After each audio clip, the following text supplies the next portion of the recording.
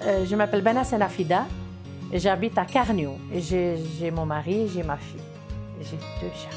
Moi, c'est Soufiane, technicien chez Télésecours. Je fais des installations depuis quelques mois pour le projet WA. On va chez les personnes pour installer ce projet, leur expliquer et voir avec eux si justement on peut apporter une sécurité en plus que ce que Télésecours peut déjà apporter. Une ergothérapeute est venue chez moi pour voir la maison, pour voir des installations que je devrais faire chez moi dans mon appartement. Entre-temps, elle a parlé de ce projet. Je lui ai dit, je vais voir, je vais réfléchir et si ça m'intéresse, je vous retéléphonerai. Je voulais essayer, voir le système, s'il est intéressant ou pas pour mon avenir plus tard. Et comme on m'a conseillé, j'ai lu un peu la brochure et j'ai lu et j'ai dit, je vais essayer, pourquoi pas. Peut-être ça va être intéressant pour moi plus tard.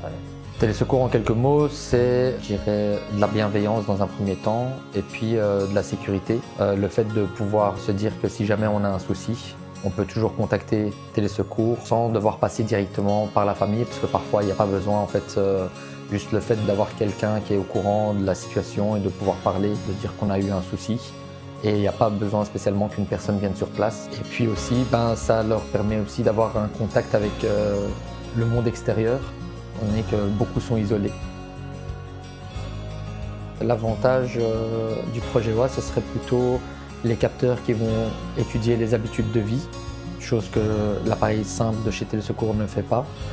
Et alors, à ce moment-là, on peut en apprendre plus sur la personne et détecter des choses qu'on n'aurait pas pu détecter avant, par exemple des infections urinaires ou des déplacements plus lents, donc une motricité qui se réduit. Il a mis 3 détecteurs, une dans le salon, une dans la toilette et une dans la chambre à coucher. J'ai compris comment je dois l'employer et s'il m'arrive quelque chose, je dois appuyer pour que j'appelle une autre personne qui vienne m'aider. S'il n'y a personne chez moi à la maison, bien sûr. Et quand c'est des personnes qui ne connaissent pas du tout Télésecours, là il y aura un peu plus de questions et un peu plus de méfiance, mais comme on leur explique correctement le projet et qu'on vient avec une approche, je dirais plutôt humaniste, où on est plutôt dans l'écoute et on ne vient pas juste installer un appareil, à ce moment-là ça se passe très bien. Et surtout d'avoir quelqu'un qui explique bien, qui nous montre comme les démarches à faire. C'est important. Ce qui est bien avec le projet, c'est qu'on n'a pas trop à faire. Il y a des capteurs à placer dans plusieurs pièces et ça se passe avec du double face.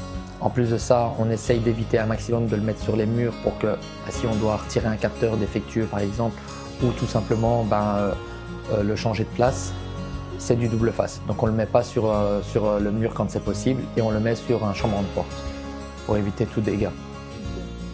La plupart sont contents de participer à une étude. Ils veulent participer à l'étude pour faire avancer les choses. Et ensuite, il y a aussi le côté sécurité en plus, grâce au capteur.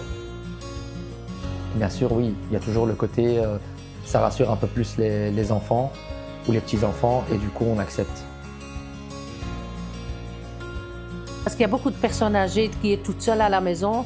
C'est très triste à dire, mais ils ont ni enfants, ni personne. Et qu'avec ça, c'est intéressant, c'est vraiment une belle chose, ils ont une belle invention. Pour moi, le projet WA, c'est une avancée technologique au service de l'humain, tout simplement. Pour moi, le projet WA est une très belle invention.